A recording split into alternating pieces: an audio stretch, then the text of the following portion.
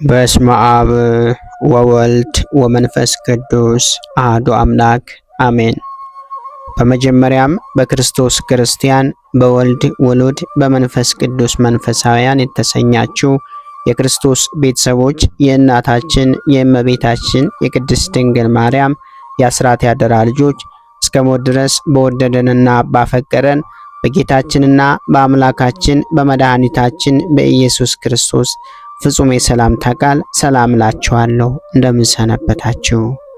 አሚን። የጌታችንና የአምላካችን የመድኃኒታችን የኢየሱስ ክርስቶስ ስሙ ከአጽናፈ ዓለም እስከ አጽናፈ ዓለም ከፀሐይ መውጫ እስከ ፀሐይ መግቢያ ድረስ የከበረና የተመሰገነ ይሆነልን።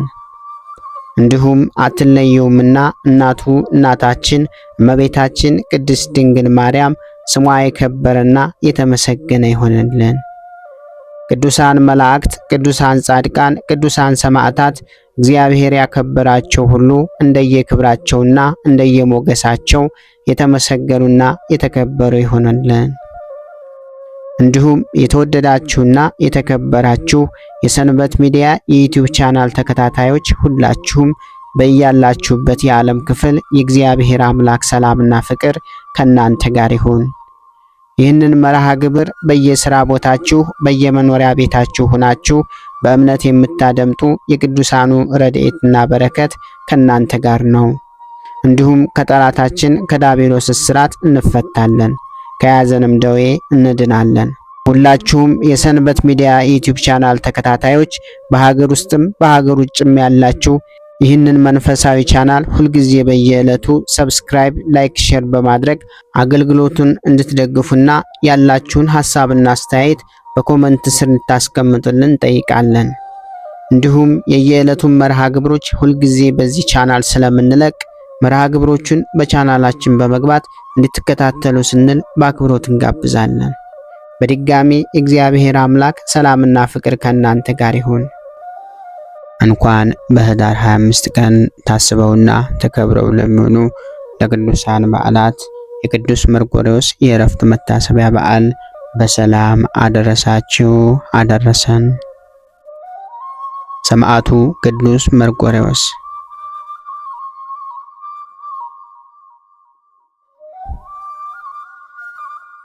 መርቆሬዎስ ማለት የአብ ወዳጅ ማለት ነው። በሁለተኛ ትርጓሜ የኢየሱስ ክርስቶስ አገልጋይ ማለት ነው። ይህም ቅዱስ አስሊጥ ከምትባል ሀገር ነው። እሷም የአባቱና የአያቱ ሀገር ናት። እርሱ ግን ተወልዶ ያደገው በሮሜ ከተማ ነው። የአባቱና የአያቱ ስራቸው አውሬ ማደን ነበር። በአንዲት ዕለትም እንደ ልማዳቸው ለማደን ወጡ። ከገጸ ከለባት ወገንም ሁለት ወንዶች ተገናኟቸውና የቅዱስ መርቆሬዎስን አያት በሉት። ሁለተኛም አባቱን ሊበሉ ፈለጉ። ከእግዚአብሔር የታዘዘ መልአክም ከለከላቸው። ከእርሱ የሚወጣ መልካም ፍሬ ስላለ አትንኩት አላቸው። ከዚህም በኋላ የእግዚአብሔር መልአክ ዙሪያቸውን በእሳት ከበባቸው። በተቸገሩ ጊዜም ወደ ቅዱስ መርቆሬዎስ አባት መጥተው ሰገዱለት። በዚያም ጊዜ እግዚአብሔር ፍጥረታቸውን ወደ ገራምነት ለወጠውና እንደ በጎች የዋሆች ሆኑ። አብረውትም ወደ መንደር ገቡ። ከዚህም በኋላ ቅዱስ መርቆሬዎስ በተወለደ ጊዜ ስሙን ፕሉፓደር ብለው ጠሩት።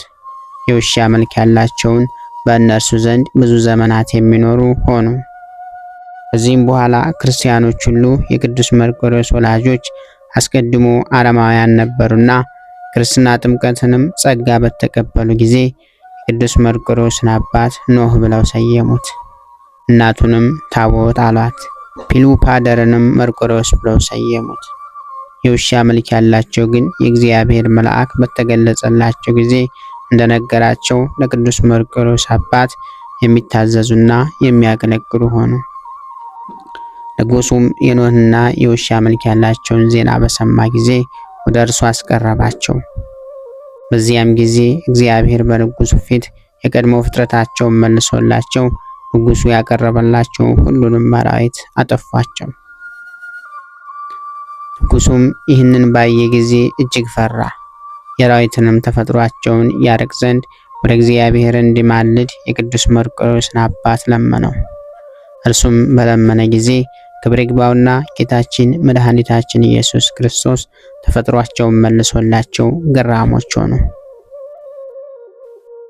ከዚህም በኋላ የቅዱስ መርቆሬዎስን አባት ንጉሥ ወስዶ ገዥና የሰራዊት አለቃ አድርጎ ሾመው። የውሻ ራእይ ያላቸውም ይታዘዙለት ነበር። ከእርሳቸውም የተነሳ ሁሉም ይፈሩት ነበር። ከዚህም በኋላ የቅዱስ መርቆሬዎስን አባት የሾመውን ንጉሥ ይወጋ ዘንድ ከሃዲ ንጉሥ ተነሳ። ንጉሡም ከጦር ሰራዊቱ ጋር የቅዱስ መርቆሬዎስን አባት ወደ ጦርነት ላከው። ከሃዲው ንጉሥ ግን እነዚያ የውሻ ራእይ ያላቸው አባብለውና ሸንግለው ወደ እርሱ ያመጧቸው ዘንድ ወታደሮቹን ላከ። ባመጧቸውም ጊዜ ሃይማኖታቸውን ይለውጡ ዘንድ አብዝቶ ሸነገላቸው። ባልሰሙትም ጊዜ ሊያሰቃያቸው ጀመረ። አንዱ አምልጦ ሸሽቶ ወደ ጌታው ሄደ። ሁለተኛው በሰማዕትነት ሞተ። ከጦር ሜዳ የቅዱስ መርቆሬዎስ አባት በተመለሰ ጊዜ ሚስቱንና ልጁን ፈለጋቸው፣ ነገር ግን አላገኛቸውም። ንጉሡ የእሱ ወገኖች ድል እንደሆኑ በሰማ ጊዜ የቅዱስ መርቆሬዎስ አባት መኮንኑን የሞተ መስሎት ነበርና የቅዱስ መርቆሬዎስን እናት ወስዶ ሊያገባት ፈለገ። ከንጉሥ ወታደሮችም አንዱ ንጉሡ ያሰበውን በጽሞና ነገራት። እርሷም ይህንን ወታደር ከሀገር ውስጥ በስውር ያወጣት ዘንድ ለመነቸውና ከልጇ ከብፅዕ መርቆሬዎስ ጋር ወጣ ወደ ሌላ ሀገር ሄደች። ንጉሡም ከእርሱ የሆነውንና የመኮንኑን መርቆሬዎስን አባት ሚስቱን ለማግባት ማሰቡን እንዳይነግሩት አዘዘ። የውሻ መልኮች ያላቸው ከእርሱ ጋር እንዳሉ ተቆጣም እንደሆነ እንደሚያመጣቸውና ሀገሮችን ያጠፋሉ ብሎ ይጠራጠራልና ስለዚህ እጅግ ይፈራዋል። ከዚህም በኋላ ደግሞ በንጉሡ ላይ ጦርነት ተነሳ። የቅዱስ መርቆሬዎስም አባት ወደ ጦርነቱ ወጣ። በእግዚአብሔርም ፍቃድ ይዘው ማረኩት። ወደ ሮሜውም ንጉሥ አቀረቡት። ንጉሡም ክርስቲያን ነበርና የተማረከውን መኮንን ክርስቲያን መሆኑን ባወቀ ጊዜ አልገደለውም፣ በክብር አኖረው እንጂ። እጅግም ወደደውና ከጥቂት ቀኖች በኋላ በመርዶሳውያን አገሮች ሁሉ ላይ ገዢ አድርጎ ሾመው። ክብር ይግባውና በጌታችንና በመድኃኒታችን በኢየሱስ ክርስቶስ ፈቃድ ሚስቱና ልጁ መርቆሬዎስ ወዳሉበት ሀገር ደረሰ። ሚስቱም በቤተ ክርስቲያን ደጃፍ ባየችው ጊዜ ባሏ እንደሆነ አወቀችው። እርሱ ግን አላወቃትም ነበር። በአንዲትም ዕለት እርሱና ጭፍሮቹ ከእንግዳ ማረፊያ ቤት በወጡ ጊዜ ልጇን መርቆሬዎስን ወስዳ ያማሩ ልብሶችን አልብሳ ሂዶ ከመኮንኑ ፈረስ ላይ እንዲቀመጥ አዘዘችው። እርሱም አባቱ ነው። በተቀመጠ ጊዜም ጭፍሮቹ ይዘው ወደ መኮንኑ ፊት አቀረቡት። መኮንኑም ልጁ እንደሆነ አላወቀምና በእርሱ ላይ ተቆጣ። የመርቆሬዎስም እናት መጥታ ጌታዬ ሆይ እኔ መጻተኛ ነኝ፣ አንተም መጻተኛ እንደሆንክ ባወቅኩ ጊዜ ልጅ ሆኖ ልጄ ካንተ ጋር እንደሆን አሰብኩ አለችው። እርሱም ጠየቃት፣ እንዴት እንደተሰደደችም መረመራት። እርሷም ሚስቱ እንደሆነች ነገረችው። በዚያም ጊዜ አወቃት። ልጁም መርቆሬዎስንም አወቀው። እጅግም ደስ ብሏቸው እግዚአብሔርን አመሰገኑት። ያንንም የእንግዳ ማረፊያ ቤት ቤተ ክርስቲያን አደረጉት። እግዚአብሔርንም እያመሰገኑ በአንድነት ኖሩ። ከዚህም በኋላ አባቱና እናቱ በሞቱ ጊዜ ንጉሡ ቅዱስ መርቆሬዎስን ወስዶ በአባቱ ፈንታ በመርዶሳውያን አገር ላይ ሾመው። ቅዱስ መርቆሬዎስም መኮንንነትን በተሾመ ጊዜ ያገጸ ከልብ ከእርሱ ጋር ነበረ። ወደ ጦርነትም አብሮት የሚወጣ ሆነ። ለመዋጋትም በሚሻ ጊዜ የቀድሞው የአራዊት የሆነ ተፈጥሮውን እግዚአብሔር ይመልስለት ነበር። ማንም ሊቋቋመው የሚችል የለም። ለቅዱስ መርቆሬዎስም ታላቅ የድል አድራጊነት ኃይል ተሰጠው። ዜናውም በሁሉ ቦታ ተሰማ። ከቤተ መንግስት ሰዎችም ከፍ ከፍ አለ። እንዲህም ሆነ ያን ጊዜ በዚያ ወራት በሮሜ አገር ጣዖትን የሚያመልክ ዳኪዎስ የሚባል ንጉሥ አለ። ጠላቶቹም የበርበር ሰዎች ተነሱበት። እርሱም ከእርሳቸው ጋር ሊዋጋ ሰራዊትን ሰብስቦ ወጣ። እነርሱ ግን እንደ ባህር አሸዋ ብዙ ነበሩ። ብዛታቸውንም ባየ ጊዜ ደንግጦ እጅግ ፈራ። ቅዱስ መርቆሬዎስም እግዚአብሔር ያጠፋቸው ዘንድ በእጃቸውም አሳልፎ ሊሰጣቸው አለውና አትፍራ አለው። ከዚህም በኋላ ቅዱስ መርቆሬዎስ የእግዚአብሔርን መልአክ በውጊያው ውስጥ አየው። የተሳለ ሰይፍም በእጁ ውስጥ አለ። ያችንም ሰይፍ ሰጠውና እንዲህ አለው፣ ጠላቶችህን ድል ባደረግክ ጊዜ ፈጣሪ እግዚአብሔርን አስበው አለው። ጠላቶቹንም ድል አድርጎ በሰላም ተመለሰ። መልአኩም ዳግመኛ ተገልጦለት ለምን የፈጣሪህን የእግዚአብሔርን ስም መጥራት ረሳ አለው። ጦርነቱም ከተፈጸመ በኋላ ንጉሥ ዲያኪዎስ ለጣዖቱ ዕጣን በማሳረግ በዓልን ሊያደርግ ወደደ። ቅዱስ መርቆሬዎስም ለበዓል ማክበር አብሮት አልወጣም፣ ወደ ቤቱ ሄደ እንጂ። ሰዎችም ቅዱስ መርቆሬዎስ እንዳልመጣና ዕጣንን በማሳረግ እንዳልተባበረ አስረዱት። በዚያን ጊዜ ንጉሥ መልእክተኞችን ልኮ ቅዱስ መርቆሬዎስን ወደ እርሱ አስመጣው። በመዘግየቱም አድንቆ ለአማልክት ዕጣን ለማሳረግ ከኔ ጋር ያልመጣኸው የኔ ፍቅር እንዴት ተው አለው። በዚያም ጊዜ ትጥቁንና ልብሱን ወረወረለትና ንጉሡን እንዲህ አለው፣ እኔ ክብር ይግባውና ጌታዬ መድኃኒቴ ኢየሱስ ክርስቶስን አልክደውም፣ ለረከሱ ጣዖታትም አልሰግድም አለው። ንጉሥ ዳኪዎስም ይህንን በሰማ ጊዜ እጅግ ተቆጣ። እርጥብ በሆነ የሽመል በትሮች እንዲደበድቡ ታዘዘ። ሁለተኛም ከላም ቆዳ በተሰራ ጅራፍ ይገርፉት ዘንድ አዘዘ። ንጉሡ እንዳዘዘ ይህ ሁሉ ተፈጸመበት። በዚያን ጊዜ የአገር ሰዎች ስለ ቅዱስ መርቆሬዎስ እንዳይነሱበት ፈርቶ የቆጶዶቅያና የእስያ ክፍለ ወደ ሆነች ወደ ቂሳሪያ በብረት ማሰሪያ አስሮ ላከው። በዚያም እንዳሰቃዩ ታዘዘ። ካሰቃዩትም በኋላ ንጉሥ ዳኪዎስ እንዳዘዘ ራሱን በሰይፍ ቆረጡትና ተጋድሎውን ፈጽሞ በመንግሥተ ሰማያት የሕይወት አክሊልን ተቀበለ። የማይጠፋ ሰማያዊ አክሊልንም ተቀዳጅቶ ወደ ዘላለም ሕይወት ከገባ በኋላ በዓለሙ ሁሉ አብያተ ክርስቲያናት ታነጹለት። እግዚአብሔርም ታላላቅ የሆኑ ድንቆች ተአምራት በውስጣቸው ገለጠ። ከተአምራቱ አንዲቱ ኡልያኖስ በነገሰ ጊዜ ክብር ይግባውና ጌታችን መድኃኒታችን ኢየሱስ ክርስቶስን ካደ። በዚያም ወራት ቅዱስ ባስልዮስ የቂሳሪያ ሊቀ ጳጳስ ነበረ። ተአምራቱ በተጻፈበት መጽሐፍ እንደተጻፈ ምዕመናን በጽኑ ስቃይ ኡልያኖስ ባሰቃየ ጊዜ መክሮ አስተምሮ ከስህተቱ የመልሰው ዘንድ ቅዱስ ባስልዮስ ወደ እርሱ መጣ። ኡልያኖስም ቅዱስ ባስልዮስን ባየው ጊዜ ክብር ይግባውና ጌታችን ሰደበ። ቅዱስ ባስልዮስንም አሰረው። በዚያም በእስር ቤት የቅዱስ መርቆሬዎስን ስዕል አይቶ በፊቱ ቅዱስ ባስልዮስ ጸለየ። ስዕሉም ከቦታው ታጣ። ያን ጊዜም ወደ ኡልያኖስ ሄዷልና በጦሩም ወግቶ ገደለውና ወዲያውኑ ወደ ቦታው ተመለሰ። ከጦሩም አንደበት ደም ይንጠፈጠፍ ነበር። ቅዱስ ባስልዮስም ከሃዲ ኡልያኖስን እንደገደለው አውቆ እንዲህ ብሎ ተናገረ። የክርስቶስ ምስክር ሆይ የእውነት ጸር የሆነ ኡልያኖስን ገደልከውን አለው። ያን ጊዜ አዎን እንደሚል ስዕሉ ራሱን ዘንበል አደረገ። ቅዱስ ባስልዮስም ደስ ብሎት እግዚአብሔርን አመሰገነው። የዚህም የቅዱስ መርቆሬዎስ ሌላው ተአምር ከምስር ሀገር ከመሳፍንት ወገን የሆነ አንድ የእስላም ወጣት ነበረ። እስላሞችንም ሕጋቸውንና መጽሐፍቶቻቸውን ተምሯል። በአንዲት ዕለት ወደ ባህር ዳርቻ በመንገድ አልፎ ሲሄድ አንድ የተፈረደበትን ሰው አገኘ። አስቀድሞ እስላም የነበረ አሁን የክርስትና ጥምቀትን የተጠመቀ የንጉሥ ጭፍሮቹንም ይዘውታል። ሊያቃጥሉትም ጉድጓድ ምሰው በውስጡ ታላቅ እሳት አንድደው አዘጋጅተውለታል። ብዙዎች ሰዎችም ሲቃጠል ለማየት ተሰብስበው ነበር። ያም የመስፍን ልጅ ወጣት እስላም ወደ ተፈረደበት ሰው ቀረብ ብሎ አንተ ከሃዲ ሰው ወደ ሲኦል ለመግባት ለምን ትሮጣለህ? በኋላም በገሃነመ እሳት ውስጥ ለመኖር አንተ እግዚአብሔርን ባለ ልጅ ታደርገዋለህና ሶስት አማልክትንም የምታምልክ ነህና ክፉ ነገር ነውና ይህን ስድብ ትተህ እኔን ስማኝ አለው። ያ የተፈረደበትም እንዲህ ብሎ መለሰለት፣ እኔ የክርስቲያን ወገኖች ሶስት አማልክትን የምናመልክ ከሃዲን አይደለንም፣ አንድ አምላክ እናመልካለን እንጂ ይኸውም አብ ወልድ መንፈስ ቅዱስ። ወልድ ከአባቱ ከእግዚአብሔር ልዩ አይደለም፣ የራሱ ቃሉ ነው እንጂ መንፈስ ቅዱስም ሕይወቱ ነው። የሃይማኖታችን ምስጢር ከእናንተ የተሰወረ ድንቅ ነው አለው። ዛሬ ለአንተ ልብህ ጨለማ ነው፣ በውስጡ የሃይማኖት ብርሃን አልበራም። በኋላ ግን ልብህ በርቶልህ እንደኔ ስለ ክርስቶስ ስም በመጋደል መከራውን ትቀበላለህ አለው።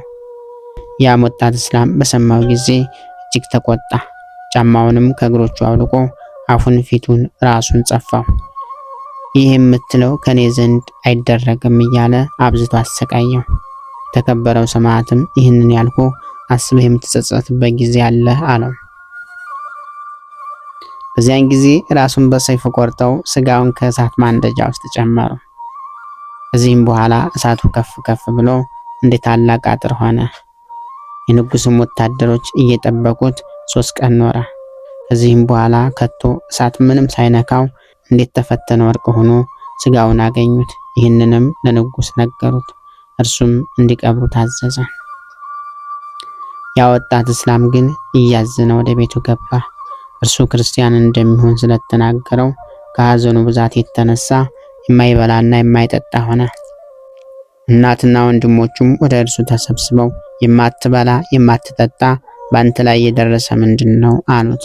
ክብር ይግባውና ለጌታችን ኢየሱስ ምስክር የሆነው የተናገረውን ነገራቸው። እነርሱም ይህ ሐሳች የተናገረውን ተወው፣ በልብህ አታስበው እያሉ አጽናኑት። እርሱ ግን ከቶ ምንም አልተጽናናም። በዚያም ወራት ወደ ሐሰተኛ ነቢያት መቃብር ለመሄድ የሚሹ ሰዎች አይቶ ከእርሳቸው ጋር መሄድ እፈልጋለሁ ብሎ ለአባቱ ነገረው። አባቱም እጅግ ደስ ብሎት የሚበቃውን ያህል የወርቅ ዲናር ሰጠው። ለወዳጁም አደራ ብሎ ሰጠውና አብሮት ሄደ። በሌሊት ሲጓዙ እነሆ ብርሃን የለበሰ አረጋዊ መነኩስ ተገለጸለት። በፊቱም ቆሞ ትድን ዘንድ ና ተከተለኝ አለው። እንዲሁም 2ኛ 3ኛ ተገልጦ ተናገረው። በደረሱም ጊዜ ስራቸውን ፈጽመው ወደ አገራቸው ተመለሱ። 7 ቀን ያህል ተጓዙ። እነርሱም በሌሊት ሲጓዙ ስለ ስጋዊ ግዳጅ ያወጣት ከግመል ላይ ወርዶ ለመጸዳዳት ዘወር አለ። ባልንጀሮቹም በበረሃ ውስጥ ትተውት ሄዱ። ከእርሳቸውም ጋር የሚጓዝ መስሏቸዋልና በተነሳም ጊዜ ተቅበዘበዘ። ወዴት እንደሚሄድ አላወቀምና አራዊትም እንዳይበሉት ፈርቶ ደነገጠ። በዚያን ጊዜም በምስር ሀገር በአባቱ ቤት አቅራቢያ ያለች የሰማዕት የቅዱስ መርቆሬዎስን ቤተክርስቲያን አስታውሶ በልቡ እንዲህ አለ። ሰዎች ሁሉ በእርሷ ዘንድ እየተሳሉ ይፈጸምላቸዋል። በዚያን ጊዜ የክርስቶስ ምስክር መርቆሬዎስ ሆይ በዚህ በረሃ ካሉ አራዊት አፍ በዛሬው ሌሊት ካዳንከኝ፣ ያለ ጥፋት ካወጣኸኝ እኔ ክርስቲያን ሆናለሁ ብሎ ተሳለ። ወዲያውኑ መልኩ የሚያምር ጎልማሳ የከበረ ልብስ የለበሰና የወርቅ መታጠቂያ በወገቡ የታጠቀ በፈረስ ተቀምጦ ወደ እርሱ መጣና አንተ ከወዴት ነህ? እንዴት በዚህ በረሃ ውስጥ ጠፋህ? አለው። ወጣቱም ስለ ስጋ ግዳጅ ከግመል ላይ ወረድኩ፣ ባልንጀሮችም ትተውኝ ሄዱ አለው። ባለፈረሱም ና በኋላዬ በፈረሱ ላይ ተፈናጠጥ አለው። በዚያንም ጊዜ ወደ አየር በረረ። በምስር ሀገር ወዳለች የቅዱስ መርቆሬዎስ ቤተክርስቲያን እንደ አይነ ጥቅሻ ደረሰውና እንደተዘጋጅ ከውስጡ አስገባው። ከፈረሱም ላይ አውርዶ በዚያ ቆመው። ወደ መጋረጃ ውስጥም ገብቶ ከእርሱ ተሰወረ። የቤተክርስቲያኒቱን መጋቢ በሌሊት በመጣ ጊዜ ቤተክርስቲያኒቱን ከፍቶ ሲገባ ይህ ወጣት ከመካከል ቆሞ አገኘው። ደንግጦ ሊጮህ ፈለገ። ጠቀሰውና ወደ እኔ ዝም ብለህ ና አለው። ወደ እርሱም ሲቀርብ ይቺ ቦታ የማን ናት አለው። የቤተክርስቲያኒቱ መጋቢዎች ይቺ በምስር ሀገር ያለች የቅዱስ መርቆሬዎስ ቤተክርስቲያን ናት። አንተን ግን ልቡ እንደጠፋ ሰው ስትናገር አይሃለሁ። ከዚህ ምን አመጣ? አሁንም ንገረኝ አለው። ወጣቱም እንዲህ ብሎ መለሰለት። ልቤ እንዴት አይጠፋ? እኔ በዛሬው ሌሊት በገሌ በረሃ ሳለሁ ፈረስ ላይ የተቀመጠ ሰው ተገለጠልኝና ከኋላው በፈረሱ አፈናጠጠኝ። ከዚህ አድርሶ ተወኝ አለው። መጋቢውም የዛችን በረሃ ስም በሰማ ጊዜ አደነቀ። እንዲህም አለው፣ ልብህ ጠፍቷል በማለቴ መልካም የተናገርኩ አይደለምን? የምትናገረውን አታውቅምና የዚያ በረሃ መጠኑ የ22 ቀን ጉዞ የሚያስጉዝ ስለሆነ በእርግጥ አንተ ወንበዴ ነህ። የቅዱስ ሰማዕት መርቆሬዎስ ኃይል ያለ ገመድ አስሮሃል። እርሱ የዚህን ዓለም ክብር ንቆ የተወው ክብር ይግባውና ስለ ክርስቶስ ስም ከሃዲዎችን ጽኑ ስቃይ አሰቃይተው የገደሉት፣ ክርስቶስም በመንግስቱ ውስጥ የተቀበለው፣ በቦታዎችም ሁሉ አብያተ ክርስቲያን ታነጹለት፣ በውስጣቸውም እግዚአብሔርን ያመሰግኑታል። እርሱ መርቆሬዎስ ለተማጸነበት ሁሉ ይማልዳልና ድንቆች የሆኑ ታላላቅ ተአምራትንም ያደርጋልና አለው።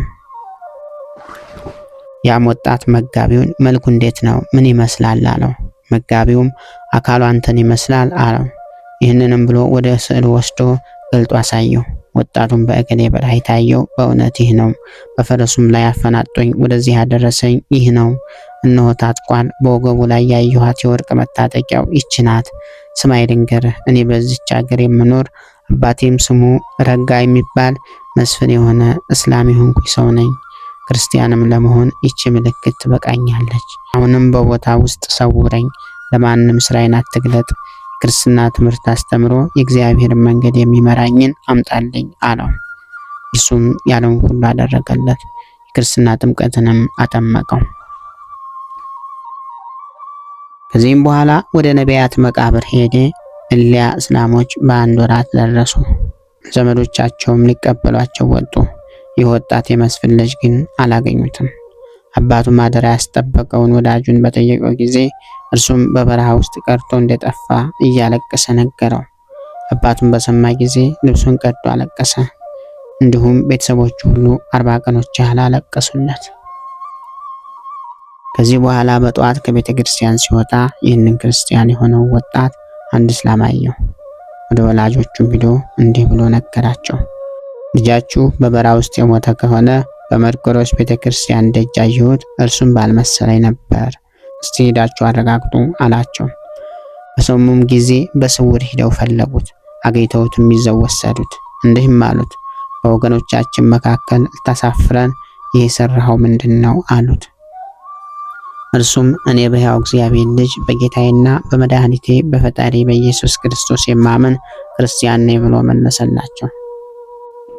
ይህንንም ሲል ታላቅ ስቃይን አሰቃይተው ከጨለማ ጉድጓድ ውስጥ ጣሉት። ሽንታቸውንም በላዩ እየደፉ የቤት ጥራቂም እያፈሰሱበት ያለ መብልና መጠጥ 7 ቀንና ሌሊት ኖረ። እናቱ ግን ቀንም ሌሊትም በላዩ የምታለቅስ ሆነች።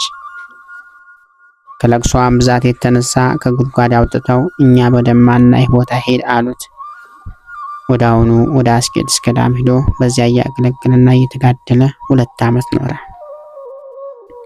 ከዚያ በኋላ በላዩ የትንቢት ጸጋ ያደረበት አንድ መነኩስ ወደ ምስር ከተማ ሄደ፣ ሃይማኖትን ከምትገልጽ በቀር በዚህ መኖር ላንተ አይጠቅምህም አለው። ወዲያውኑ ተነስቶ ወደ ምስር ከተማ ሄደ። አባቱን ባየው ጊዜ ሐኪም ወደሚባል ንጉሥ ወስዶ ይህ ልጃችን ነበር የእስልምና ሃይማኖትን ትቶ ወደ ክርስቲያን ሃይማኖት ገብቷል አለው። ንጉሡም ስለ አንተ የሚናገሩት እውነት ነውን? አለው። እርሱም በበረሃ ውስጥ ሳለ በሌሊት ቅዱስ መርቆሬዎስ እንደተገለጸለትና እርሱ ጋር በፈረስ እንዳስቀመጠው በምስር ሀገር ወዳለች ቤተክርስቲያኑ የ22 ቀን መንገድ እንደ አይነት ጥቅሻ አድርሶ ከውስጧ እንዳስገባው ስዕሉንም አይቶ ያመጣው እርሱ መሆኑን እንደተረዳ ለንጉሡ ነገረው። ንጉሡም በሰማ ጊዜ እጅግ አደነቀ፣ ታላቅ ፍርሃትም አደረበት። አደርግልህ ዘንድ የምትሻውን ለምነኝ አለው። እርሱም በቅዱስ መርቆሬዎስ ስም ዳግመኛም በመላእክት አለቃ በቅዱስ ሚካኤል ስም ቤተክርስቲያን እንድሰራ ታዝልኝ ዘንድ እሻለሁ አለው። ንጉሡም በአስቸኳይ እንድታነጹለት አዘዘለት። በውስጣቸውም ታላላቅ የሆኑ ድንቆች ተአምራት ተገለጡ። እርሱም አበምኔት ሆኖ ወደ እርሱ ብዙዎች መነኮሳት ተሰበሰቡ። 2 ድርሳናትንም ደረሰ። ከሃዲያንንም አስተምሮ ወደ ቀናች ሃይማኖት መለሳቸው። እግዚአብሔርንም አገልግሎ በሰላም አረፈ። ለዚህም መነኩስ የክርስትና ጥምቀት በተቀበለ ጊዜ ያወጡለት ስም ዮሐንስ ነው። ለእግዚአብሔር ምስጋና ይሁን። እኛንም በቅዱስ መርቆሬዎስ ጸሎት ይማረን፣ በረከቱም ከኛ ጋር ትኑር ለዘላለሙ አሜን። በዚህች ዕለት የአቃርዮስና የሮማኒዮስ መታሰቢያቸው ነው። በረከታቸውም ከኛ ጋር ትኑር ለዘላለሙ አሜን። በኅዳር 25 ቀን የሚከበሩ ዓመታዊ የቅዱሳን በዓላት፦ ቅዱስ መርቆሬዎስ ሰማዕት፣ ቅዱሳን ታቦትና ኖህ ወላጆቹ፣ ቅዱስ ሮማኒዮስ ናቸው። ወርሃዊ በዓላት ደግሞ አቡነ አቢብ ወይም አባ ቡላ፣ ቅድስት ቴክላ ሐዋርያዊት፣ ቅዱስ አበከረዙን ሰማዕት፣ ቅዱስ ዱማዴዎስ ሶርያዊ፣ ቅዱስ አቡነ አፉል ጻዲቅ፣ ታላቁ አባ ቢጻሬዎን ናቸው። የሚበልጠውን ትንሣኤ እንዳገኙ እስከ ሞት ድረስ ተደበደቡ። ሌሎችም መዘበቻ በመሆንና በመገረፍ ከዚህም በላይ በእስራትና በወህኒ ተፈተኑ። በድንጋይ ተወግረው ሞቱ፣ ተፈተኑ። በመጋዝ ተሰነጠቁ፣ በሰይፍ ተገድለው ሞቱ።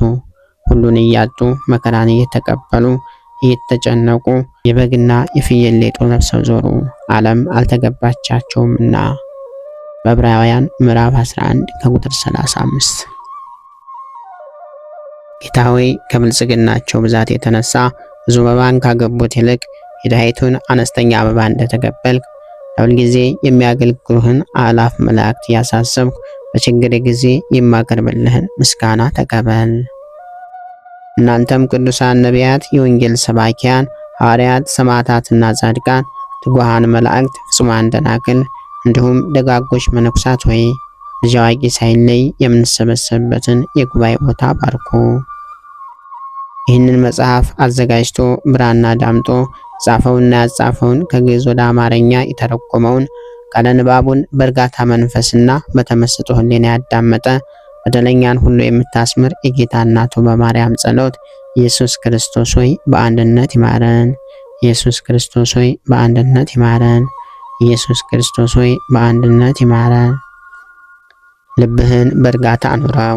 የሁሉም መጨረሻና የሁሉም አገልጋይ ለመሆን በጣም ትጋ።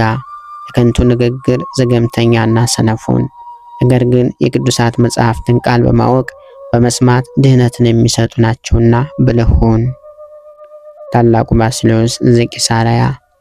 ክብር ምስጋና ይሁን አንድ አምላክ ለሚሆን ለአብ ለወልድ ለመንፈስ ቅዱስ ስም እስከ ዘለዓለሙ አሜን። ወስብሐት ለእግዚአብሔር ወለወላዲቱ ድንግል ወለመስቀሉ ክቡር። ይቆየን። ጌታ ሆይ ከብልጽግናቸው ብዛት የተነሳ ብዙ መባን ካገቡት ይልቅ የድሃይቱን አነስተኛ መባ እንደተቀበልክ ለሁል ጊዜ የሚያገለግሉህን አእላፍ መላእክት እያሳሰብኩ በችግሬ ጊዜ የማቀርብልህን ምስጋና ተቀበል። እናንተም ቅዱሳን ነቢያት፣ የወንጌል ሰባኪያን ሐዋርያት፣ ሰማዕታትና ጻድቃን፣ ትጉሃን መላእክት፣ ፍጹማን ደናግል እንዲሁም ደጋጎች መነኩሳት ሆይ ልጅ አዋቂ ሳይለይ የምንሰበሰብበትን የጉባኤ ቦታ ባርኩ። ይህንን መጽሐፍት አዘጋጅቶ ብራና ዳምጦ የጻፈውና ያጻፈውን ከግዕዝ ወደ አማርኛ የተረጎመውን ቃለ ንባቡን በእርጋታ መንፈስና በተመስጦ ሕሊና ያዳመጠ በደለኛን ሁሉ የምታስምር የጌታ እናቱ በማርያም ጸሎት ኢየሱስ ክርስቶስ ሆይ በአንድነት ይማረን። ኢየሱስ ክርስቶስ ሆይ በአንድነት ይማረን። ኢየሱስ ክርስቶስ ሆይ በአንድነት ይማረን። ክብር ምስጋና ይሁን አንድ አምላክ ለሚሆን ለአብ ለወልድ ለመንፈስ ቅዱስ ስም እስከ ዘለዓለሙ አሜን። ወስብሐት ለእግዚአብሔር ወለወላዲቱ ድንግል ወለመስቀሉ ክቡር። ይቆየን።